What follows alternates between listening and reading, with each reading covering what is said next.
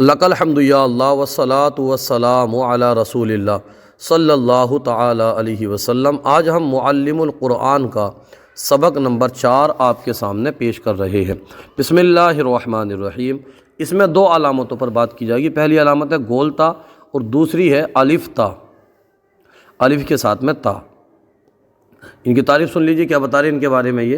یہ دونوں علامتیں مؤنث اسما کے آخر میں آتی ہیں، یعنی جو مؤنث اسم ہیں اس کے آخر میں آتی ہیں، اور عموماً ان کا الگ اردو ترجمہ کرنا ممکن نہیں ہوتا، یعنی الگ سے ان کا ترجمہ کرنا ممکن نہیں ہوتا۔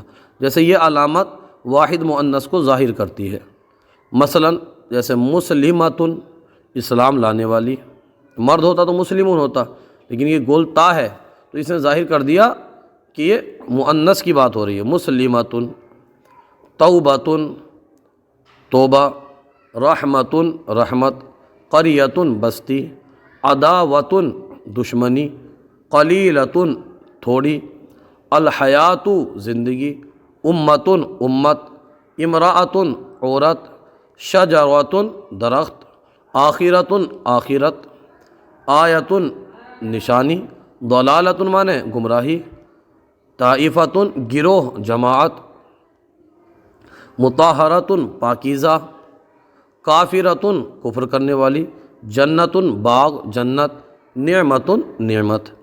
اب اس سے آپ نے علامات یہ پڑھ لی ہوں گے آپ نے تمام الفاظ، تو آپ کو ذہن میں آ گیا ہوگا۔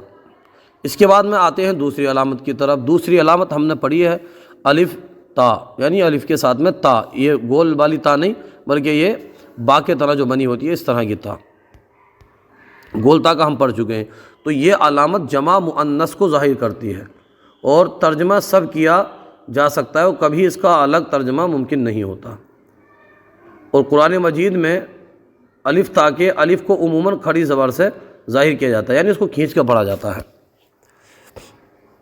یہ علامت کیا کرتی ہے؟ جمع مؤنث کو ظاہر کرتی ہے، مؤنث کو، اور اس کا ترجمہ بھی سب کیا جاتا ہے، اس کا بھی الگ سے کوئی ترجمہ نہیں ہوتا۔ اب جیسے یہاں پڑھیں گے نا آپ مسلماتن، دیکھیے آپ کو اب سمجھ میں آ رہا ہوگا۔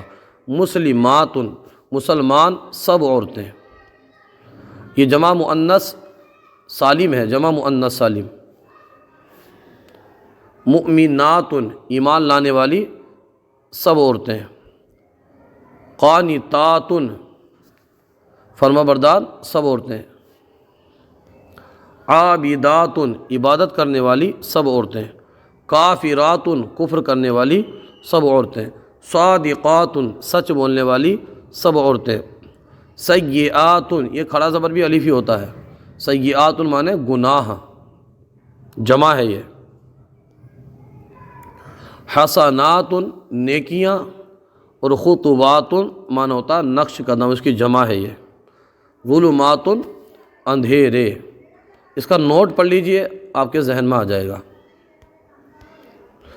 نوٹ میں یہ بتا رہے ہیں کہ کبھی مذکر اسما، یعنی مذکر جو اسم ہے اس کے جمع کے آخر میں تا آ جاتی ہے اور انہیں مؤنث نہ سمجھا جائے، یعنی کبھی مؤنث مذکر اسما جو ہوتے ہیں، اسم جو ہوتے ہیں، یا جمع کے آخر میں بھی تا آ جاتی ہے، انہیں کیا نہ سمجھا جائے، انہیں مؤنث نہ سمجھا جائے۔ جیسے طلحۃ، حذیفۃ، اسامۃ، سلمۃ، ملائکۃ، آلہۃ، السینۃ، الافئدۃ، سینۃ، السنۃ ہے وہ، سیئۃ مت پڑھیے اس کو، السنۃ یا افئدۃ، تو ان کو کیا کہہ رہے ہیں؟ ان کو یہ بول رہے ہیں ان کو مؤنث نہ سمجھا جائے بلکہ یہ مذکر ہی ہے۔ اس کی تفصیل آپ پڑھیں گے تو وہاں پر آپ کو پورا یہ ظاہر ہو جائے گا، لیکن فی الحال اس کو یہاں پر اتنا ہی سمجھ لیجئے، اس لیے کہ یہ جو ہے لفظاً جو ہے نا، یہ کیا بولتے ہیں اس کو، مؤنث ہے، لیکن معناً یہ مذکر ہی ہیں، تو اس لیے ان کو مذکر ہی کہا جائے گا۔ اب نیچے اس کے بعد میں ان کا جو طریقہ کار نماز کا وہ دیکھ لیجئے، یہاں پر یہ توجہ دلاتے ہیں تاکہ خود سے ترجمہ کرنے کی تھوڑی بہت صلاحیت پیدا ہو۔ تو دیکھ لیجیے، ربی، یا متکلم ہے، یہ متکلم کی ضمیر ہے، تو میرا یہاں پر انہوں نے بتا دیا۔ اسی کے اندر سے یہ کاف مخاطب کے لیے استعمال ہوتا ہے، تو یہاں پر لگا دیا انہوں نے، ربنا، ہمارے رب، متکلم کا جمع کا ہے، یہ جمع کی ضمیر ہے۔